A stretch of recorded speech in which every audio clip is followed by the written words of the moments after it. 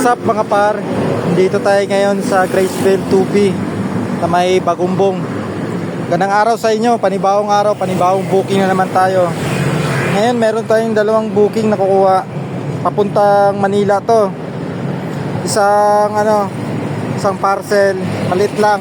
Saka ito isa, foods. So kanina pa tayo nag-aantay ng booking mga par. Medyo mahina ngayon. Pero goods na rin kasi may nakuha tayo parehas. Manila, dalawa. Yung isa, foods, kanina pa ako nag-antay ng kasabay na ito na 30 minutes, kaya binabiyahe ko na kahit solo. Buti habang tumatakbo yung motor, may nakuha tayo isang booking, itong parcel. Goods na rin, kahit ano pa, di na masyadong lugi. Di na ako nagkumuha ng kasabay, di na ako kumuha ng kasabay na pooling kasi kanina pa tong foods sa init, baka masira. Yun lang mga par, ride